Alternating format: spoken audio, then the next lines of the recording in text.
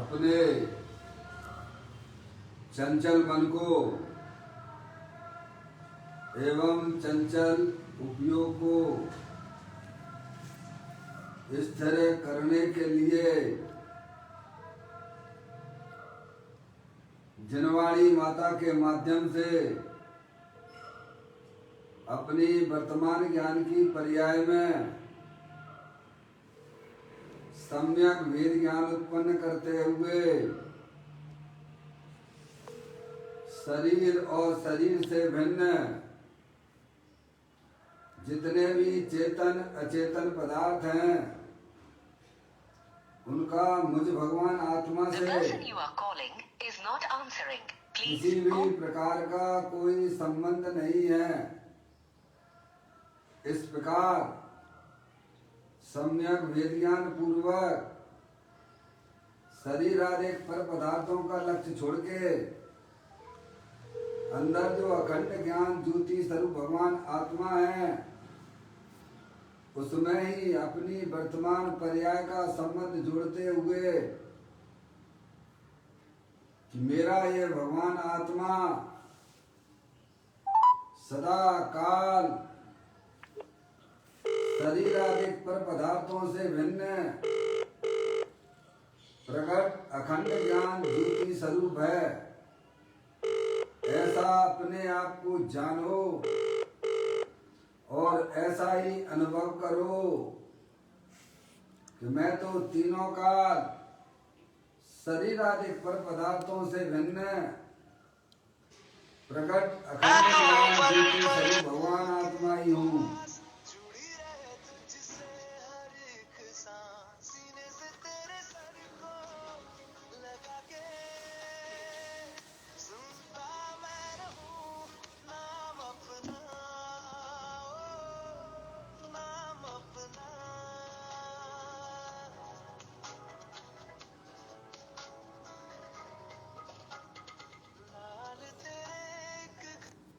जिस व्यक्ति को कॉल कर रही है वह उत्तर नहीं दे रही है। इसी प्रकार से संसार अवस्था में आत्मा की पर्याय में जो विविध प्रकार के पुण्य पाप के परिणाम देखे जाते हैं वे समस्त परिणाम पर के लक्ष्य से होने वाले भाव हैं। वे हमारी आत्मा का स्वभाव नहीं है। इस प्रकार समस्त रागादिक परिणामों में एकत्व बुद्धि, ममत्व बुद्धि, कर्तृत्व बुद्धि, भोक्तृत्व बुद्धि तथा उन रागादिक परिणामों की ज्ञाता बुद्धि को भी छोड़ते हुए अंदर जो अखंड ज्ञान ज्योति स्वरूप भगवान आत्मा है जो कि तीनों काल पूर्ण वितराग स्वरूप है, ज्ञानानंद मूर्ति है, सुख शांति का भंडार है, पूर्ण निराकुलता स्वरूप वाला है। ऐसे भगवान आत्मा में शरीर राग आदि का लक्ष्य छोड़ के मैं तो तीनों काल पूर्ण निराकुलता स्वरूप वाला भगवान आत्मा हूँ। ऐसा अपने आप को जाने और ऐसा ही अनुभव करे कि मैं तो तीनों काल ज्ञानानंद मूर्ति भगवान आत्मा हूँ।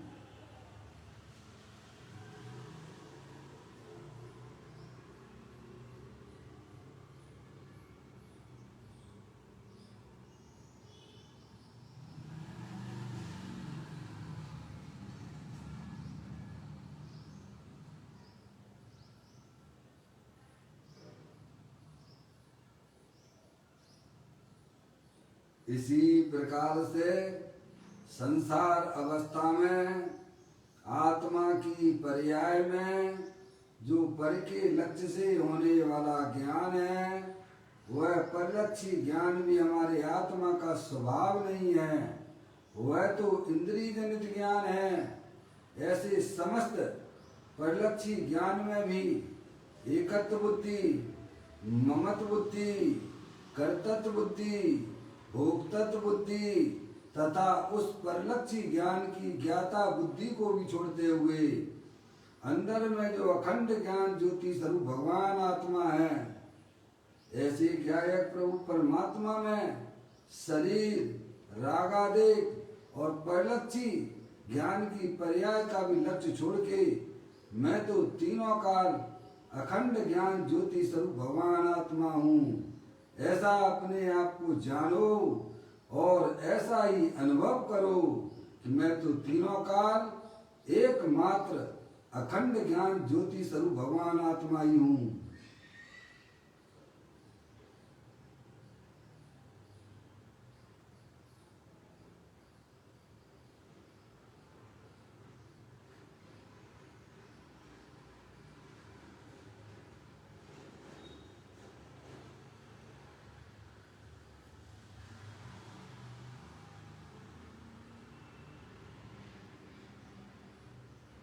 मेरे भगवान आत्मा में शरीर, रागादिक परिणतियां और परलक्षी ज्ञान की पर्याय का भी प्रवेश नहीं होता है, क्योंकि मेरा ये भगवान आत्मा सदा काल शुद्ध विज्ञान घन स्वरूप है। ऐसा अपने आप को जानो और ऐसा ही अनुभव करो कि मेरे आत्म स्वरूप के अंदर शरीर आदि पर पदार्थों का प्रवेश नहीं होता है।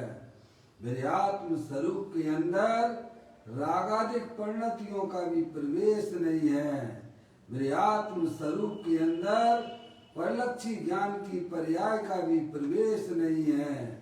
मैं तो तीनों काल शुद्ध वितराग विज्ञान घन स्वरूप भगवान आत्मा ही हूँ।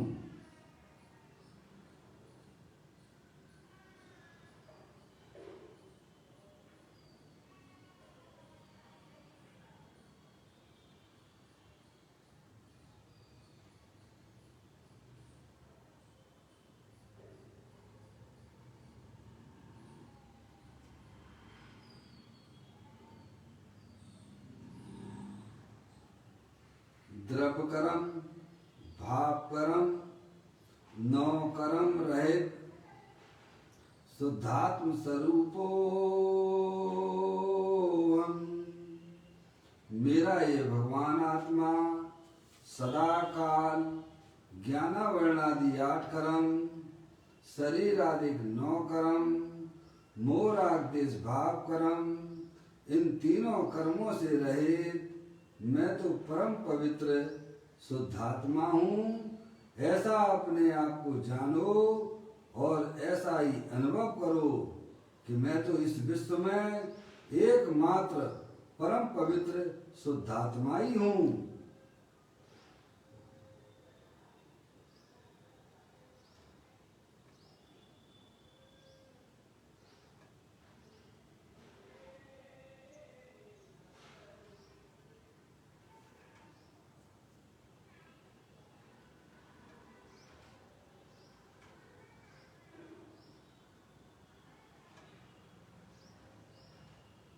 ओम नमः सिद्धेव्या।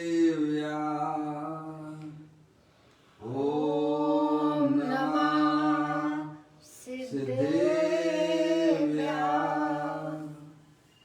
ओम नमः सिद्धेव्या। चिंतामणि सम स्वयं का चैतन्य तत्वमान निज का करूं मैं चिंतवन, निज का करूं श्रद्धान में। शुद्धात्माई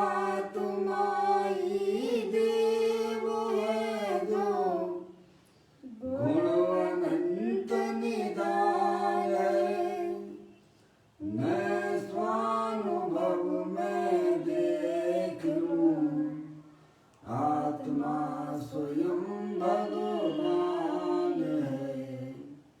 मैं स्वानुभव में देख लूं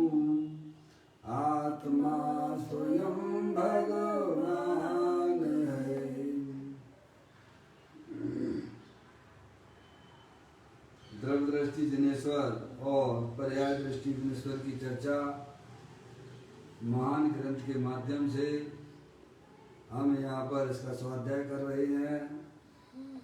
पुस्तक को आप लोग निकाल लीजिए।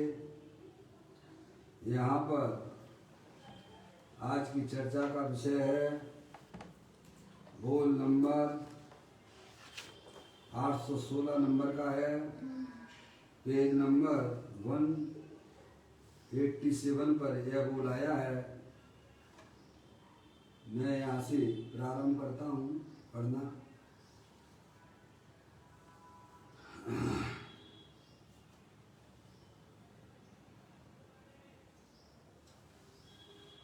अग्नि का उष्ण स्वभाव नित्य है,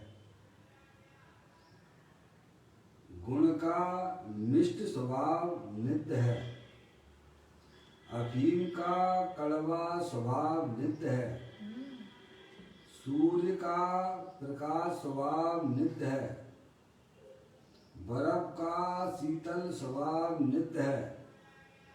उसी प्रकार भगवान आत्मा का ज्ञायक स्वभाव चैतन्य स्वभाव नित्य है।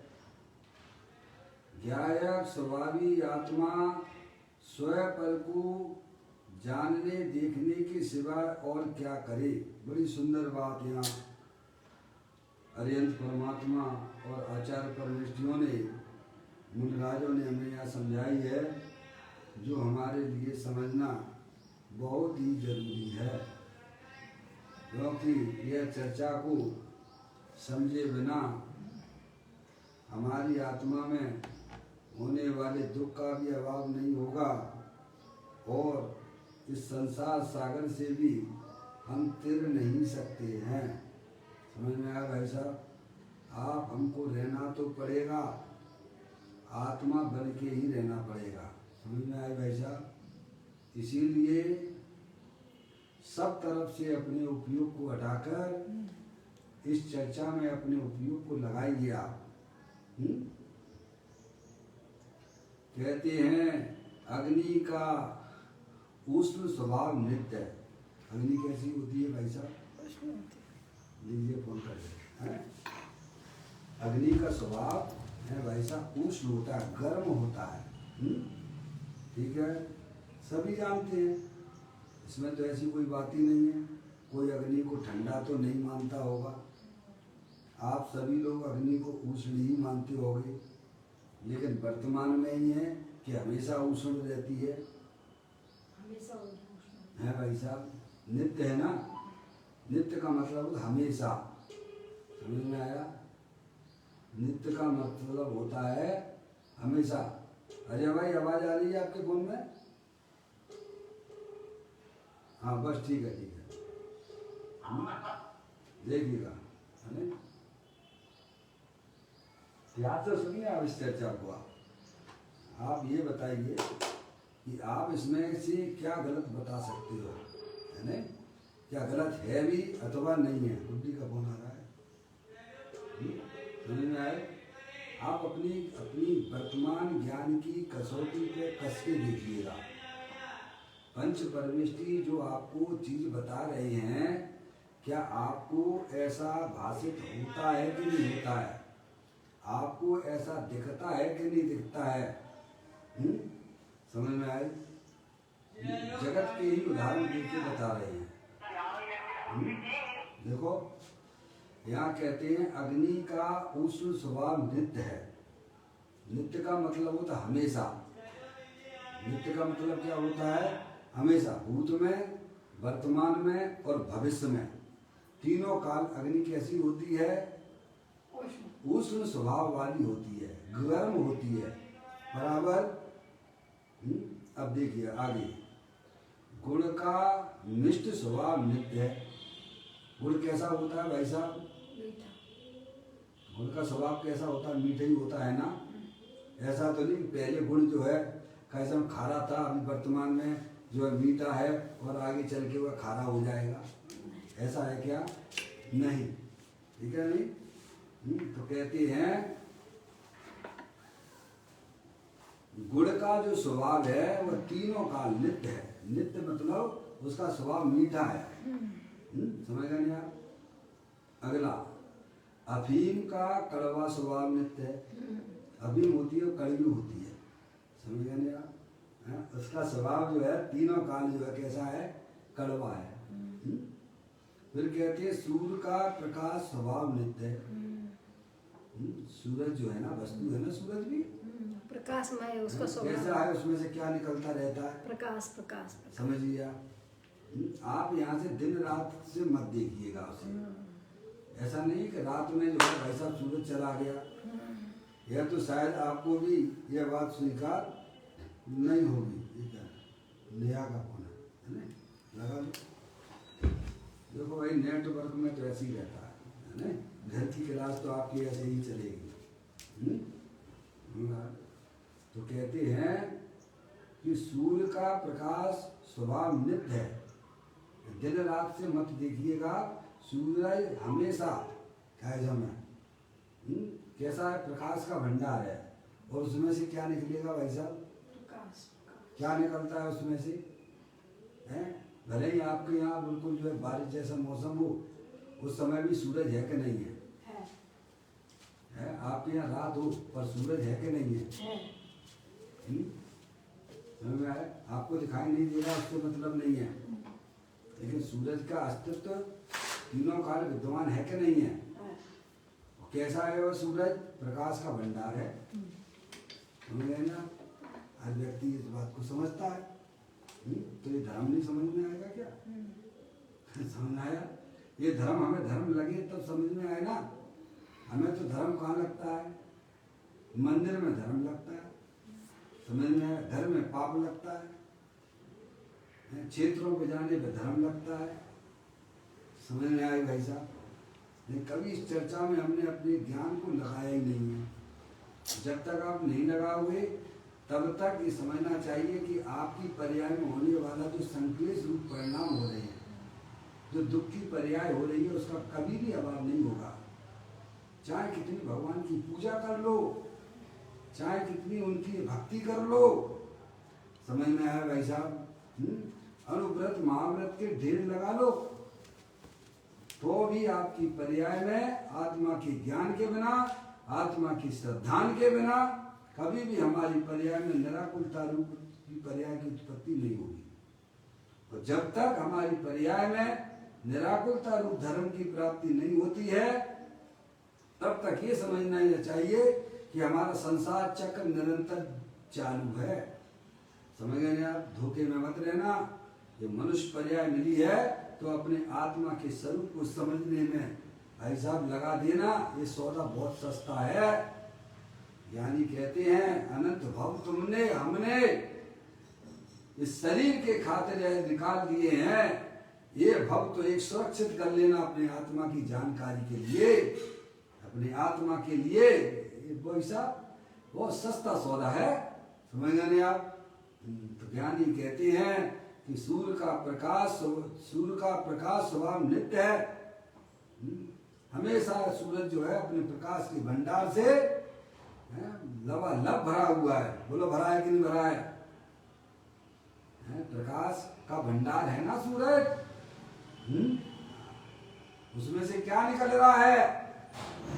उसमें से प्रकाश प्रकाश प्रकाश प्रकाश प्रकाश प्रकाश प्रकाश प्रकाश निकलता है। समझ में आया भाई साहब? तो कहते हैं वो जो सूरज है वह तीनों काल प्रकाश का भंडार है। देखिएगा, नित्य है। और बर्फ का शीतल स्वभाव नित्य है। क्या है? बर्फ का स्वभाव कैसा है भाई साहब? मीठा है। बर्फ का स्वभाव मीठा है। नहीं, मिश्री का गुड़ का बता की स्थिरता नहीं होगी। गुड़ का बता रहे थे। गुड़ का स्वभाव मीठा। समझ में? बर्फ हमेशा तीनों काल ठंडी होती है भाई।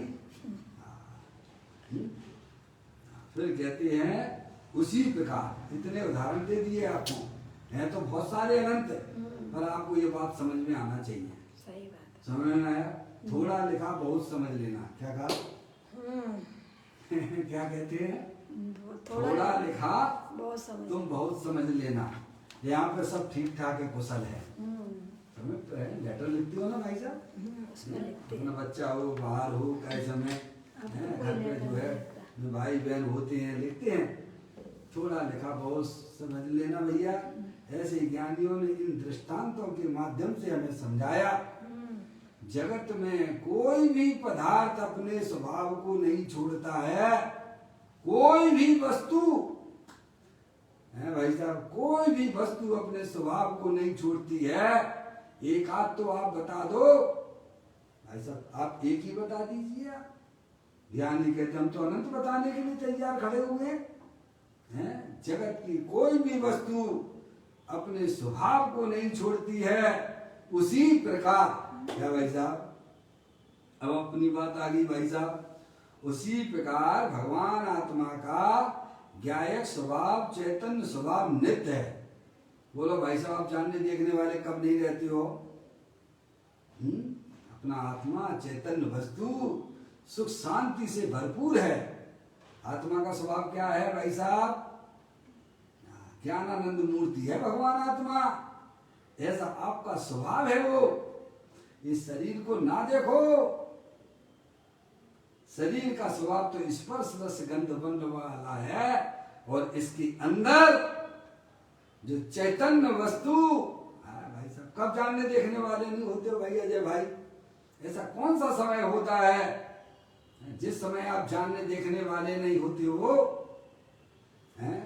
ऐसा कोई समय आपने देखा है कि जिस समय आप जानने देखने वाले नहीं होते हो? चाहे दिन हो, चाहे रात हो, चाहे सोते हो, चाहे जगते हो, चाहे लड़ाई झगड़ा भी करते हो, तब भी तुम जानने वाले रहते हो कि नहीं रहते हो? हैं? पर पदार्थों को जानते समय भी तुम जानने वाले हो कि नहीं? ज्ञानी कहते हैं कोई भी वस्तु अपने स्वभाव को छोड़ती नहीं है। आत्म वस्तु भी है, तुम चैतन्य वस्तु हो, ज्ञानानंद मूर्ति वाले हो भाई। शरीर में कैसा भी विकार हो तुम जानने वाले रहते हो कि नहीं रहते हो? शरीर में, शरीर तो रोगों का घर है ना। देह व्याधि मंदिरम मंदिरम आनंद मंदिर आत्मा। अपना चैतन्य वस्तु आनंदमयी है, ज्ञानानंद स्वरूप है। तुमने कभी अपने स्वभाव को नहीं समझा, बस भगवान को देखा तो मंदिर में देखा, और उस पूजा भक्ति से तुमने धर्म मान के बैठ गए भाई। थोड़ा शांति से अपने वस्तु स्वरूप को समझने में उपयोग लगाइए भाई। आपको इतना पुण्य बनेगा जितना मंदिर में नहीं बनता है। समझ में आया? अपने आत्मा की जहाँ समझ पैदा हो जाती है, पुण्य तुम्हारे पीछे पीछे भागता है, और आत्मा तो आपको मिल ही जाती है। ज्ञानी कहते एक बार तुम्हें शांति तो चाहिए। जे तेरो मन में जीवो अनंत। आगे क्या लिखा है? सुख चाहे दुख ते भय बंत। कोई भी जीव पर्याय में दुख नहीं चाहता है, सब अपनी पर्याय में शांति चाहते हैं, सुख चाहते हैं। तो ज्ञानी कहते तुम अपने आत्मा की स्वरूप को समझो तो तुम्हारी पर्याय में सुख शांति की बाढ़ आ जाएगी। क्या जाएगी? सही बात भैया। ऐसा अपना स्वरूप अनादि अनंत है, किसी ने बनाया नहीं है, अकृत्रिम निर्बिम्ब है। तुमने कभी अपने आत्मा की खबर नहीं ली। ये मनुष्य पर्याय मिली, और उसमें भी भाई साहब बहिर्मुखी होकर, ये स्त्री मेरी है, दुकान मेरा है, रुपया पैसा मेरा है, 24 घंटा उसके पीछे भागा करते हो। हैं? कैसे तुम्हें शांति मिलेगी भाई? एक बार अपने आत्मा के स्वरूप को समझो, जो अरिहंत परमात्मा हमें समझाना चाहते हैं। तो मैंने विश्वास नहीं करोगे भगवान के ऊपर? ये तो सारी चीजें बताई ना उन्होंने। विश्वास नहीं किया है भाई साहब, विश्वास नहीं करते हो तो ऐसे घूमते रहना, भटकिए। तुम्हारा संसार लंबा है, इसीलिए आप अरिहंत परमात्मा की बात को नहीं मान रहे हो। आचार्य परमेश्वरी की बातों को अगर नहीं मानते हो तो आप समझ लीजिए आपका संसार लंबा है। समझ में आया? किसी भगवान के पास जाने की बिल्कुल भी जरूरत नहीं है। अरिहंत भगवान से बड़ा कोई भगवान होता नहीं है जगत में। समझ में आया भैया? उनकी यह बात है। वे कहते हैं सारी वस्तुओं के स्वभाव कभी अपने स्वभाव को छोड़ते नहीं है, तीनों काल एक रूप रहते हैं। तो जानने देखने वाली जो वस्तु है वह आत्मा, क्या वह अपने स्वभाव को छोड़ रही है क्या? भले ही शरीर संयोग में दिखता हो, रागादिक परिणतियां दुख रूप पर्याय में दिखती हो, लेकिन आत्मा उस अपने स्वभाव को कभी छोड़ता नहीं है। देखिएगा, वस्तु स्वरूप का तो है ही स्वभाव में, लेकिन दुखी रहना यह भी आत्मा का स्वभाव नहीं, पर्याय का स्वभाव नहीं है भैया। क्या उसको भूल के ही हो रहे क्या हैं। कह रहे हैं? द्रव्य का स्वभाव तो नित्य है ही, वह तो उसका धर्म है ही, लेकिन पर्याय का स्वभाव भी भाई साहब दुखी होना नहीं है, आनंद में रहने का पर्याय का स्वभाव है। क्या भाई साहब है? कोई भी वस्तु जगत में अपने स्वभाव को छोड़ती नहीं है। ऐसे ही अपना चैतन्य वस्तु ज्ञानानंद मूर्ति सुख शांति का भंडार, वह भी अपने स्वभाव को छोड़ता नहीं है। और जो ऐसे वस्तु स्वरूप को स्वीकार करता है पर्याय में, उसकी पर्याय में जो सद्रव्य के अंदर शक्तियां होती हैं, उनकी पर्याय में अभिव्यक्ति हो जाती है। उसे अनंत परमात्मा धर्म कहते हैं भाई। क्या कहा? पर्याय का स्वभाव ही आनंद में रहने का है। वस्तु तो तीनों काल ज्ञानानंद मूर्ति है, सुख शांति का भंडार है ही। हम सुखी होने के लिए कहाँ ढूंढते फिरते हैं? पंच इंद्रिय के विषयों में सुख ढूंढते हैं, शांति ढूंढते हैं। चलो भैया स्पर्श इंद्रिय का भोग कर ले। क्यों भाई साहब, अनादिकाल से तुम घर क्या रहे थे? तुम्हें सुख शांति मिली क्या? नाना पर्यायों में हमारा आत्मा गया, स्पर्श इंद्रिय में सुख की कल्पना करके सुखी हुआ कि दुखी हुआ? दुखी है। रसना इंद्रिय में 24 घंटा सोचते रहते भाई साहब कैसा भोजन करूं तो मैं सुखी हो जाऊंगा। सोचिए, विचार करो भाई। सोते हो तो कल क्या बनाना है भाई साहब? बढ़िया बढ़िया जो है मिठाई पकवान बनाना। अरे मूर्ख, तू कल तक उनको खाने के लिए जिंदा रहेगा कि नहीं रहेगा इसकी पहले गारंटी दे दे। खाना तो बात की बात है। यानी हमें बारंबार समझाते हैं, जो श्वास अंदर चली गई है वह तेरी बार आ पाएगी कि नहीं आ पाएगी, इसकी भी कोई गारंटी नहीं है। कल्पनाओं में अपना जीवन व्यर्थ मत करो। अंदर चैतन्य स्वरूपी भगवान आत्मा को समझो और समझ के उसका सेवन करना ही आत्मा का धर्म है। क्या है धर्म है? बस यही धर्म। समझ में आया भाई साहब? निर्मल दशा। आज समझो, काल समझो, अनंत काल बाद समझो, पर शुरू तो आपको यहीं से करना पड़ेगी।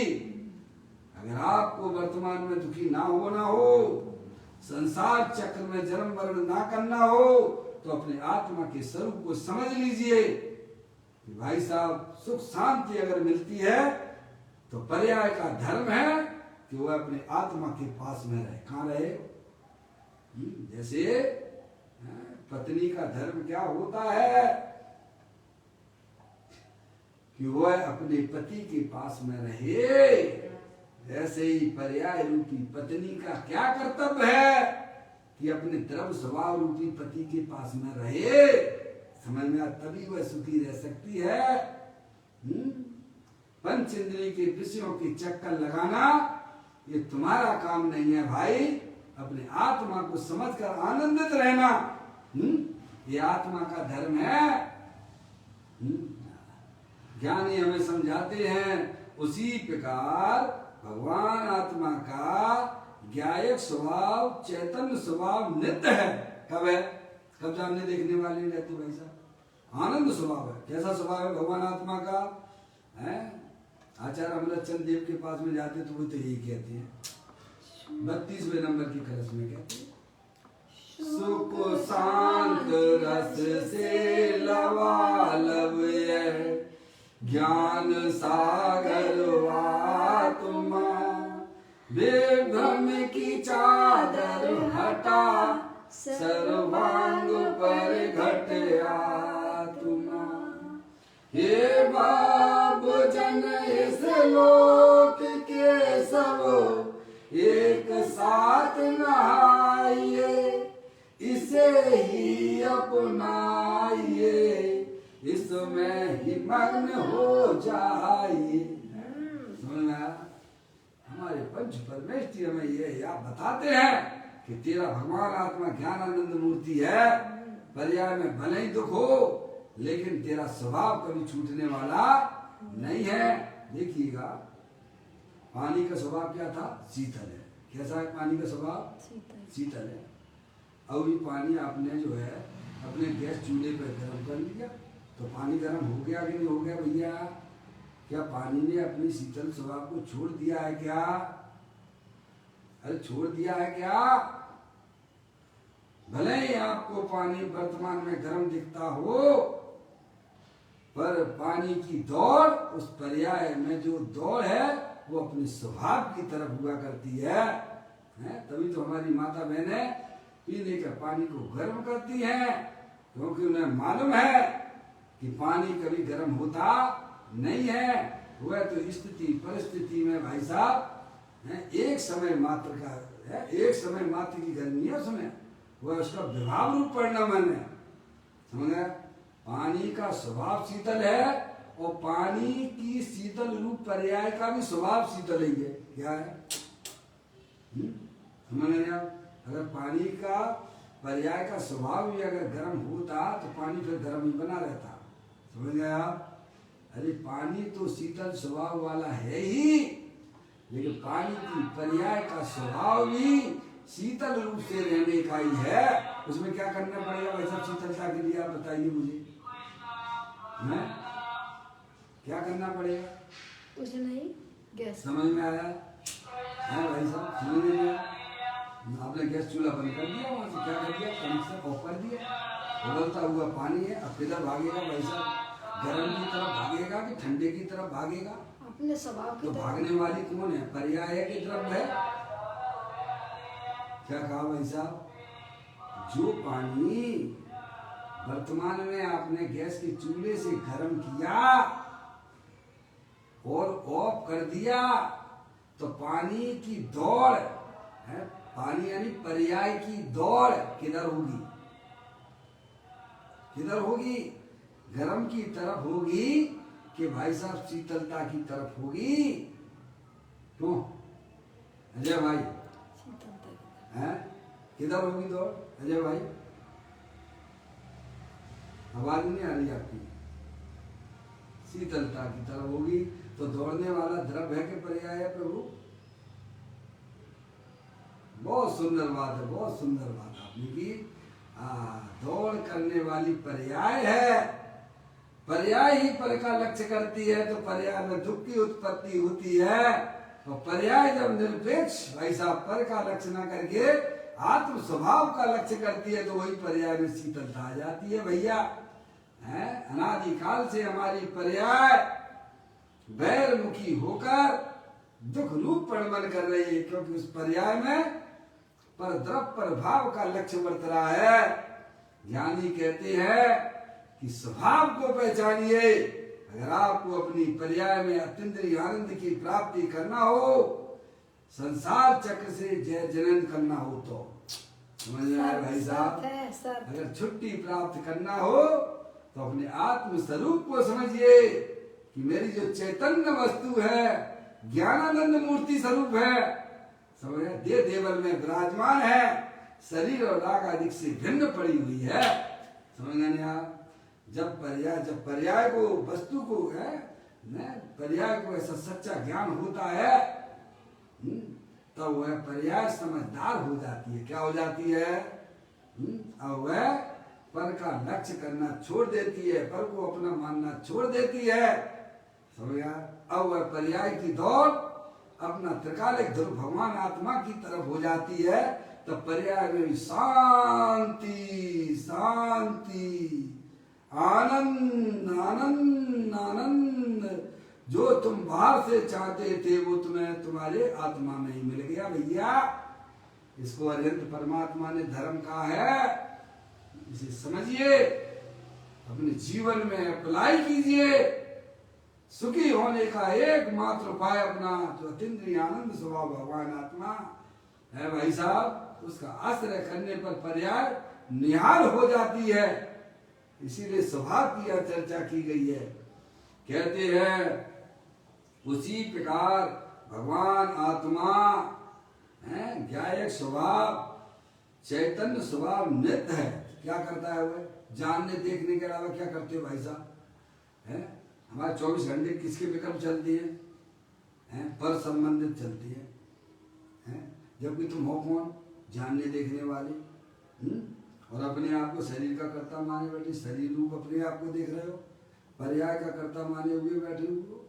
ज्ञानी कहते नहीं, तुम तो ज्ञायक हो और ज्ञायक ही रहोगे, प्रमत्त अप्रमत्त नहीं, मैं तो एक ज्ञायक भाव हूँ। ऐसी पर्याय में जब स्वीकृति हो जाती है तब उस पर्याय का मुख अंतर ज्ञायक प्रभु परमात्मा की तरफ होता है। इसको अरियंत परमात्मा ने धर्म कहा है। कहते हैं उसी प्रकार भगवान आत्मा का ज्ञायक स्वभाव, चैतन्य स्वभाव नित्य है। कब? शरीर की कार भाई साहब अलग होती है, जड़ की। आप पूजा में जरूर बोलते हो पर मानते हैं नहीं हो बिल्कुल भी आप। क्या? जड़ चेतन की परिणति प्रभु अपने अपने में होती है, शरीर की क्रिया शरीर में होती है, और जानने देखने वाली जो वस्तु चैतन्य है वो जानने देखने का काम करती है। आत्मा ज्ञानम स्वयं ज्ञानम ज्ञानादंत करोति किम पर भावस्य कर्ता आत्मा यम मोयम विवाह। मैं पर द्रव्य प्रभाव का करने वाला हूँ, ये तेरा एक प्रकार का मोह है। तू तो ज्ञाता दृष्टा पुरुष है, भगवान स्वरूप है, अनंत शक्तियों के भंडार वाला है। समझ में आप? अरे प्रकृति ने एक आपको ही तो समझदार बनाया है, बाकी तो 5 द्रव्य तो जो है मूर्ख है। मुझे खुद भी नहीं पता कि मैं कौन हूं। समझे? ये तो आपको प्रकृति की तरफ से गिफ्ट मिला है, तोहफा मिला है। क्या भाई साहब, आप अपने आप को पहचान नहीं पा रहे हो भाई? ऐसे सत्य साहित्यों से आप अपने पर्याय को, अपने ध्यान को यहाँ लगाइए आप, तो आपकी पर्याय में बदलाव ना आए तो ज्ञानी कहते तो हमारे पास में चले आइए। ईमानदारी से आप भाई साहब इस तत्व को सुनिए, अपने अंदर में विचार कीजिए और अपनी पर्याय को अपने ज्ञायक प्रभु परमात्मा के सम्मुख कीजिए, तो आपको पर्याय में अतीन्द्रिय आनंद के फव्वारे छूटते हुए नजर आएंगे। क्योंकि आत्म वस्तु जो है वह तीनों काल ज्ञानानंद मूर्ति स्वरूप है। कहते हैं उसी प्रकार भगवान आत्मा का ज्ञायक स्वभाव, चैतन्य स्वभाव नित्य है। मैं मनुष्य नहीं हूं, मैं स्त्री नहीं हूं, मैं तो चेतनेश्वर भगवान आत्मा हूं। अंदर की आवाजें इस प्रकार की जब आने लग जाती हैं तो समझ लेना चाहिए कि भाई साहब आप बिल्कुल सही मार्ग पे जा रहे हो। अपनी आत्मा को भूलकर जो बाहर परिवर्तन हमारा किया जा रहा है वो एकदम संसार का कारण है। समझ में आया भाई? उसी प्रकार भगवान आत्मा का ज्ञायक स्वभाव, चैतन्य स्वभाव नित्य है, हमेशा उपलब्ध है, हाजिर हाजिर भगवान छे। समझ में आया? जब भी आपको भगवान के दर्शन करना हो, कौन से भगवान के? कौन से भगवान के दर्शन करना हो? अरे बाहर में जिन्हें आप भगवान कहते हो, अरियंत परमात्मा कहते हो, सिद्ध परमात्मा भगवान कहते हो, उन भगवान के भी दर्शन आपको अपनी आत्मा की दर्शन में ही भगवान के दर्शन छुपे हुए हैं। आप पहचान नहीं पा रहे हो, दर दर भटकते हुए क्षेत्रों पे जाते हो, मंदिरों में ढूंढते फिरते हो। भाई साहब भगवान के दर्शन आपको नहीं हो सकते हैं, क्योंकि भगवान ने कहा कि भगवान आत्मा स्वयं भगवान है। समझ में आया? उसके दर्शन करने मात्र से अनंत सिद्ध परमात्मा के दर्शन हो जाती है। समझ में आया भाई साहब? तो कहते हैं उसी प्रकार भगवान आत्मा का ज्ञायक स्वभाव, चैतन्य स्वभाव नित्य है, हाजिर हाजिर भगवान छे। समझ में आया? मंदिर में भगवान के दर्शन करने के लिए कैसे आते हो? रोते रोते जाते हो कि मुस्कुराते हुए जाते हो? क्यों भैया? पर परमात्मा के लिए इतनी प्रसन्नता होती है, ऐसे ही अपने परमात्मा वस्तु का आनंद लेने के लिए हो मुझे देखना है आत्मदेव कैसा है, क्या करता है, कहाँ रहता है, मुझे देखना है चेतन देव कैसा है। कभी अंदर में अपने आत्म तत्व के प्रति उल्लास आया है क्या? भाई साहब, पर पदार्थों के प्रति तो हमें प्रसन्नता होती है देखकर, लेकिन अपने आत्मा के प्रति तुमने कभी भी प्रसन्नता से नहीं सुना भाई। ये तो बस अपने चेतन देव भगवान आत्मा के दर्शन करना है भाई। ऐसी जब पर्याय में डिमांड होती है तब उसे भगवान आत्मा तो भाई साहब विराजमान है ही, नित्य का है ना, हाजरा हजूर भगवान छे ना। कहते हैं उसी प्रकार भगवान आत्मा का ज्ञायक स्वभाव चैतन्य स्वभाव नित्य है, वह कभी भी जड़ रूप नहीं होता है। शरीर साथ में भले ही हो पर मेरा आत्मा कभी जड़ रूप नहीं होता है। जड़ जो जड़ है कभी चैतन्य रूप नहीं होता है, और चैतन्य है कभी जड़ रूप नहीं होता है।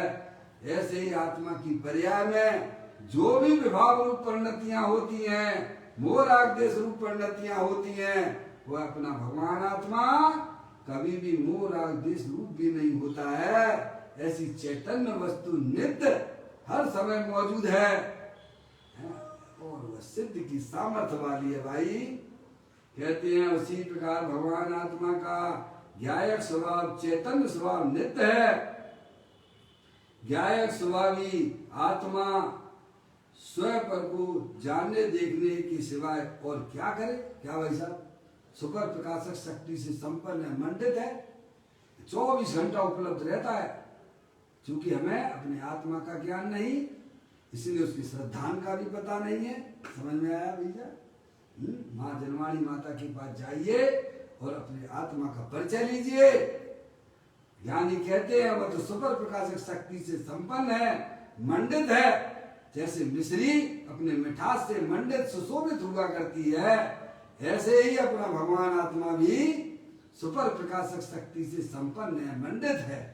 इस प्रकार यह सुंदर चर्चा इस बोल में आई है। हमें सब प्रकार से अपने उपयोग को भाई साहब विराम देते हुए पर भावों की तरफ से उनका लक्ष्य छोड़ते हुए अपने आत्मा के स्वरूप को समझने में अपनी बुद्धि लगाइए, जो हमारे लिए वर्तमान में सुख का कारण होती है और अल्पकाल में वह पर्याय में केवल ज्ञान और मोक्ष की पर्याय भी प्राप्त कराने में भाई साहब समर्थ ऐसा भगवान आत्मा जो हमारे पास में उपलब्ध है। इसमें आप अपनी बुद्धि को, अपने ज्ञान को, अपनी श्रद्धान को मजबूत कीजिएगा। समझ में आया? इस प्रकार यह सुंदर चर्चा 816 नंबर का अपन ने पढ़ा। कल फिर एक नए बोल के साथ में निज निधि निजो में बताई यह अनंत अनंत उपकार है, उसके लिए जिन वाणी मांगो वंदना सतवार है, वंदना सतवार है। 9वां नमोकार मंत्र।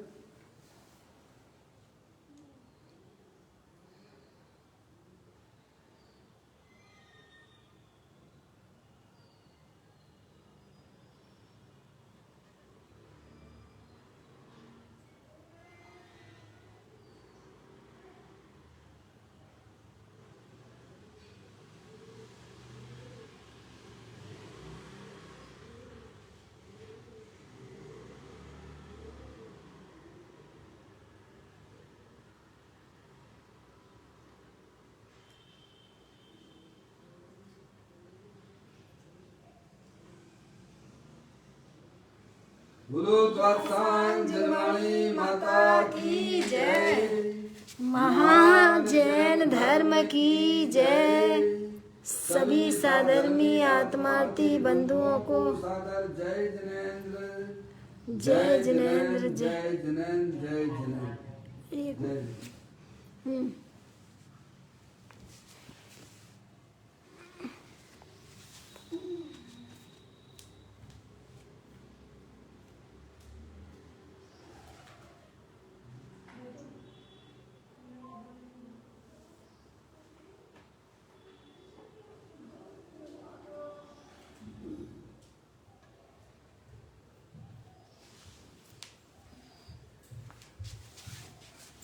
देखो